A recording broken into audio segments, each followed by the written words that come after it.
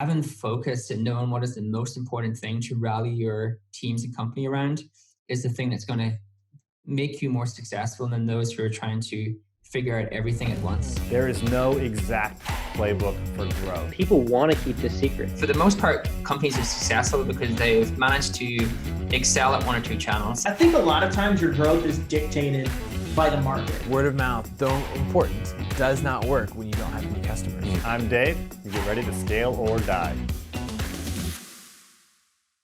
What's up, Growth Nation? Welcome back to Scale or Die, where we uncover proven growth strategies behind CEOs and growth experts from some of the fastest growing startups in the world. I'm your host, Dave Rogan-Moser, and at Proof, we're trying to build an industry-defining marketing software that changes how companies grow online. And so one thing I do as CEO is I study a lot of the companies who have done that before us. And one of my favorite companies to study and watch and dissect is HubSpot, which, all of you listening or watching, probably have heard of. And so I was kind of, researching who's doing their marketing, who's doing their growth. And I came across Kieran Flanagan, who is with us here today. He is the VP of Marketing at HubSpot and has just been doing some really, really unique things, has a really unique perspective on growth. And so wanted to invite him on and dig in on how to scale SaaS, how to scale and build a marketing team, and all things that he's learning. So Kieran, welcome to Scale or Die, man. Yeah, thanks for having me on. I'm excited. Yeah, dude, this should be good. So I was, doing some digging, doing some creeping on you, and just kind of looking at, your past work. You've been doing marketing, looks like about 10 years now, heavily in SaaS. You've worked at Salesforce, you've worked at Marketo, you've worked at HubSpot for the last 6 years, and been the VP of Marketing for 2.5 years. So you've been at the best companies in the world doing this, which I think is a perspective that most people don't have. But I'm just curious, how did you get started at HubSpot? And then how did that lead you into becoming the VP of Marketing there? Yeah, so I have a different type of path into marketing. So I started my career as a software engineer, so I did development, coding from a coding background. I figured out I wasn't very good at coding, so I had to try something different. And so I started running search teams, Salesforce, did their online marketing in Europe, did the same for Marketo. And then HubSpot was always on my radar just because I was pretty passionate about their message. And I think that's a big lesson for SaaS companies is if you have a mission, you attract people who want to work with you, you attract customers who want to use your product. And so joined them to basically be the first marketer outside of the Cambridge office way back when to grow out the international business, and did that for about 2.5 years. So we went from 12 of us in a little Dublin office, and I think there's probably anywhere between 700 to 1,000 people internationally. And then two and a half years into that role, I got asked by the exec team to kind of do a very similar type thing for our freemium business. So back then we were very, very new into that space. We were just trying to figure out how we could layer on freemium to that business. And so did that for 2 years. Grew the freemium business. It's an integral part to how we go to market. That's kind of been my journey in HubSpot. It's been a lot of fun. That's awesome. And then what did it look like to shift from that into the role that you carry now, VP of Marketing? Yeah, so the role, so it's interesting. So at HubSpot, one of the great things about working for a scale-up is it suits people like me who generally want to do new things every 2 years. Mm-hmm. And so I did international, led the international team, and then did marketing and growth for freemium.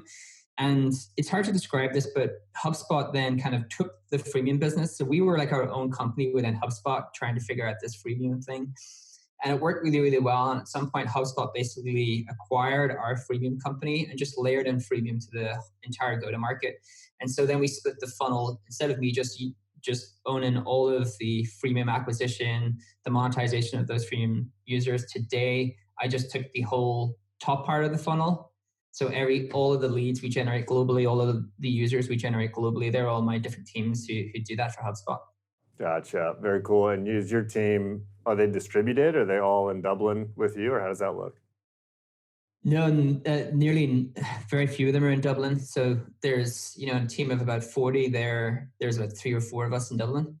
The rest are mostly based in the States, either in our office or fully remote. So across my team, we've definitely embraced remote work, flexible work, and it's worked really well to both hire, retain talent. Very cool. And you also do some consulting and advising with other startups as well, right? I have done it. I'm still not sure how much, I don't know how much or how enjoyable I've found it, or how valuable people have found me, because I've done it sometimes and it's worked really well when there's been a clear kind of relationship and goal in mind. And I've done it sometimes where it's been really loose and I haven't had the time to define the value I can add. So I've done it. I enjoy doing it. I think I try to stay close to smaller company startups because it just gives you a better perspective on how marketing is shifting, trying to stay really gritty, trying to do things without very much budget. And I think that's where a lot of the creativity comes from. Yeah, totally. So I guess I was just curious, you've worked with these great companies, and then you've also worked and are watching, smaller startups. Like, what are the big companies? What are the HubSpots, the Marketos, and the Salesforce? Like, what are they doing differently? What do they get that like a lot of the littler guys that, or maybe other companies that aren't as successful that like they're not doing or they're not getting or they're missing? Yeah, I think a big thing for me is focus. That's what I've come to the realization is, and it's interesting. I talked to Wade, the CEO co-founder of Zapier, and he mentioned this about Zapier as well, as that, and that they were comfortable not being world class at all things, and comfortable at picking one or two things that they needed to be world class in then to actually get their growth, get their next stage of growth.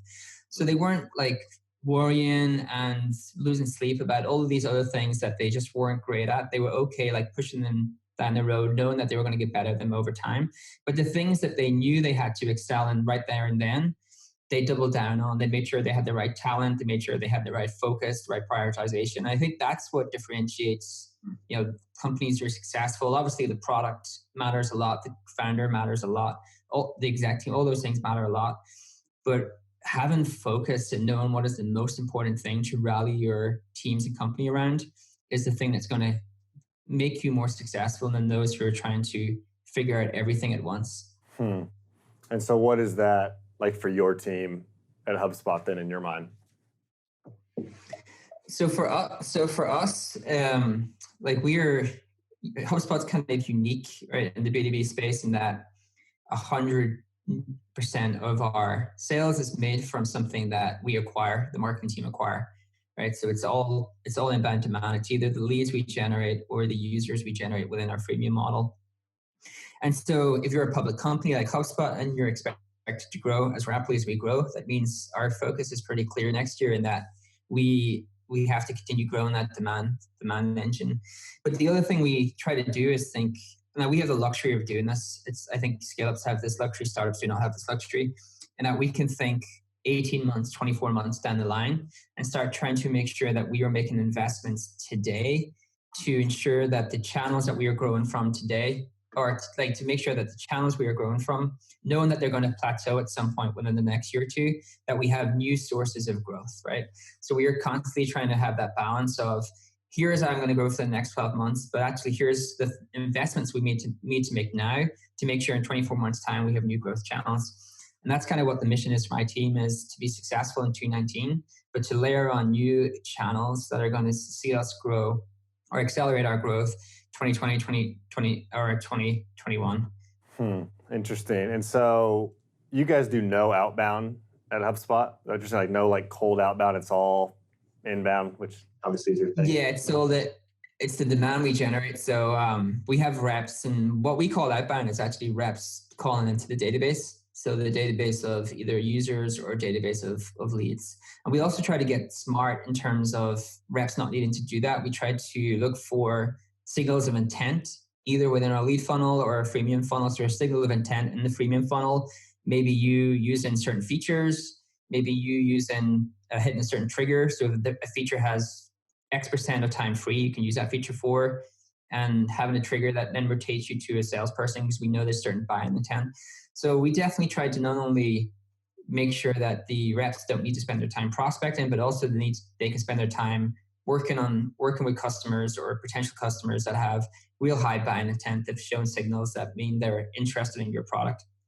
Cool. And something that we think about a lot, I'm curious, is how do you guys do experimentation, think about experimentation, and like having a process for like people to experiment?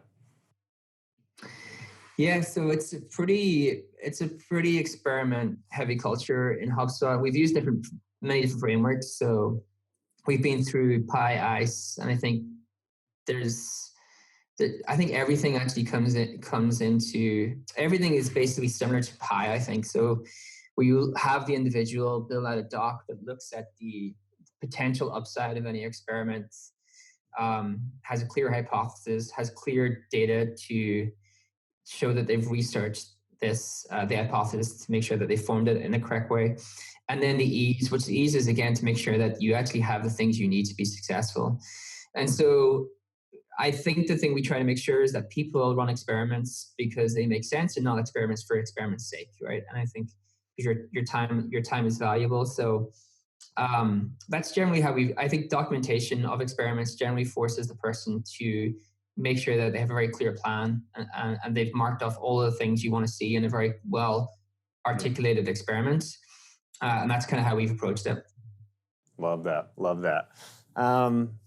Something that I, respect about you guys and seeing you guys iterate on over the years is like your target persona. I'm just curious, like right now, who is HubSpot's target customer and how does that, I guess, impact and define what you guys do as a marketing team? Yeah, so we have a pretty famous case, I think, that's taught around this, where we kind of double down on what we call Market Mary, which is a company of 11 to 250 employees. But really, HubSpot has grown a lot since then, and our tools have become quite sophisticated. So they're still very applicable to Market Mary. That's still one of our core groups of people who use our tools. But kind of since we released a lot of that stuff in Persona, we've launched sales tools, customer success tools. So the companies who are best suited to our products are really companies who want to grow, right? They want the power of the enterprise tools, but at a cost that they can afford. I think that's what we want to ensure. That's kind of one of our missions, is to give SMBs that kind of power to grow their business from a very early stage. So if you're a startup, you can still use HubSpot's tools. We have a startup program that's very successful, very popular, you get a huge discount. But if you're a company of 11 plus, HubSpot, whether you're looking to do marketing, sales, customer service, HubSpot's a pretty good platform for you to start to grow your business, start to have all those tools in one platform. Yeah, I think that's something that, like, as a startup, it's easy to like look at the HubSpot and like go really broad, and it's like you feel like you're cutting off so much of the market if you like just go for the Marketer Mary or whatever. And but I've seen you guys. I mean, even as you guys, are a big company now, and maybe recently you've kind of really expanded into more markets. But I feel like even a couple of years ago, it was like, hey, we're just going after like this one person here. We're going to just go laser focused and go deep there instead of wide. And it just makes everything so much easier when you do that. Yeah, so this goes back to our very first point, right? It's focus for startups. You're better off having a small group of people who are ultimately very successful and happy with your product than trying to go too broad, because you're creating a van list for your brand. You're creating all kind of good things for your brand if you can narrow into the group of people that you should start with first. And that's definitely what HubSpot did. Like, we had 2 core personas back in the day when we had marketing tools, called Owner Ollie and Marketer Mary. And Owner Ollie was 1 to 11 people, Marketer Mary was 11 to 250 people. And at some point, HubSpot made the decision to really just double down for Marketer Mary to make sure that customer was successful with our tools. And not that we left Owner Ollie behind. We still built great tools for Owner Ollie. We still made sure that they were successful on our products. But we kind of doubled down on the features that Marketer Mary was asking for. And I think that's a big part of why HubSpot is the success it is today. Yeah, that's one thing that we saw inbound, and it seems like you guys have been talking a lot more about is the funnel is dead. The growth flywheel is the new way to think about this. Can you share thoughts on how you've seen that? Yeah, so I'm a firm believer of that, right? That you should, the funnel is such an archaic, weird way to look at your business, where you have this wide thing at the top and a few people at the bottom. And I think what the flywheel does is create a loop, right? Turns your business into a loop. And that loop is that marketing acquire customers, and the way they acquire customers is making sure that they have, as we've talked about, really good understanding of the persona. They understand the channels that map to their persona. So for the most part, companies are successful because they've managed to excel at one or two channels. So this again comes back to focus. If you think you can actually do this exercise and go through any successful company, you can probably pick the channel that they're successful on. And then you marketing, create demand. You have a great sales team who sell demands, or not even sell demand, but are, take that person through a consultative sales process. So everyone who goes through your sales process is actually ecstatic with every touch point they've had. So we get emails that come through to us through an alias of like people basically talking about how much they loved our sales process, because we try to structure it in a way that helps. And then when you're a customer, we try to make sure that you're, as a customer, as happy as you could be, right? So that you can get help through all of the different mediums that you want to get help from, whether that's phone, meetings, live chat, whatever that is, and to get that help as a HubSpot customer. And so you're really creating a loop, right? You're creating a loop where you acquire net new people. Some of those people are going to go through your sales process, and some of those people are going to become customers.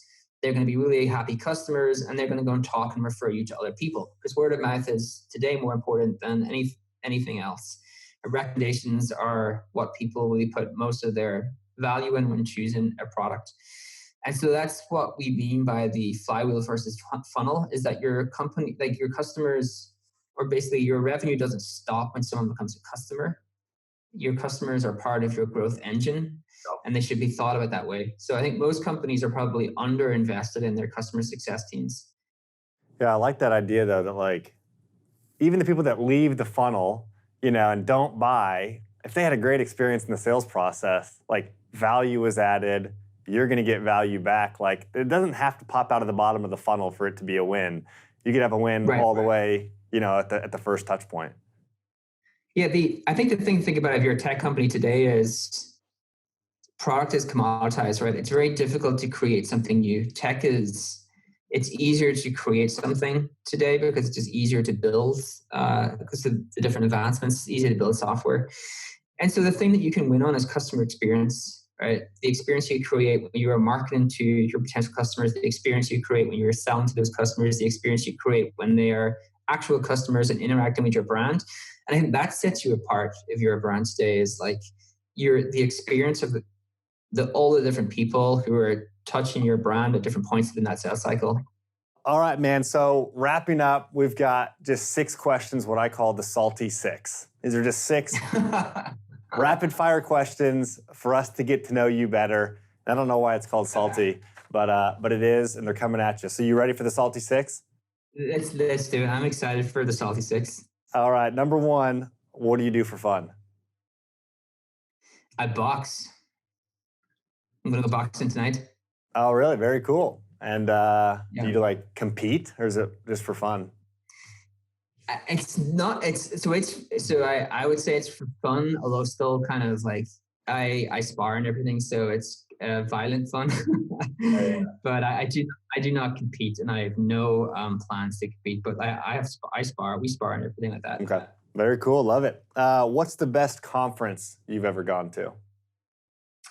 So I have to, of course, mention Inbound, because I'm actually not joking. It is the best event that I've been to. Outside of that, I'm really proud of what the guys are doing at SaaS, because it's a Dublin-based event, and I love the fact that I could go hang out with amazing SaaS people in Dublin. So it's one of the few times I don't have to get on a plane. So, and the event itself is great. I went to it this year, spoke to it this year, so it's a really good event. Yeah, I heard a lot of good things about it this year, which is cool. So it seems like that's picking up. What podcasts do you listen to, if any? I listen to a lot of MMA podcasts, actually. So, but actually outside of that, I love the Reply All podcasts. I think that's a really good podcast. I listen to a little bit of Tim Ferriss when I'm confident enough that he's not going to make me feel absolutely terrible about my life. And then I'm not being productive enough. So I actually don't listen to it as much anymore, because I always feel that way when I actually listen to it. I think I'm a big Audible listener, listen to books. So I dip in and out of podcasts. Cool. What book are you reading right now? What's on your nightstand? Yeah, it's a book called The Platform Revolution. It's pretty big. It's a popular book in HubSpot at the moment. A lot of us are reading it. It's a really good book. It's how platforms are eating the world. Love it. Yeah, I've been it's been on my next up list for a little bit now, and want to read that. Yeah, it's worth it. It's worth it. All right, Michael Jordan or LeBron? Man, you're asking an Irish person about basketball. Give me your best guess. McGregor. Yeah. All right, we'll accept that. All right, and then if you could invite one person to have dinner with you, to dinner party, dead or alive right now, who would you ask and why? Oh, wow. Will Ferrell. Really? Why so? Well, I find him hilarious. I love laughing. I think it's the key to life, and Will Ferrell makes me laugh more than anyone else in the world. I love to sit there and drink old-fashioned with Will Ferrell. That's awesome. I love it. Well, very good, man. There you have it, Kieran. Thanks so much for being on. If people want to, find you, see what you're up to, where can they look you up? Yeah, you can get me a Twitter. For some reason, my Twitter handle is still @SearchBrett. It was back in the day. I had that as my consultancy. But the best thing to do is connect with me on LinkedIn. Go find me on LinkedIn. That's where I go try to connect with most people. Yeah, and Kieran has a great podcast I've started listening to where he's breaking down strategies like we're talking about here. Well, what's the name of that? TLDR? Yeah, it's the Growth TLDR podcast. Go check it out. Very cool, man. Thanks so much for being on. Guys, thanks for watching, or those on the podcast listening to Scale or Die. We'll see you in the next episode.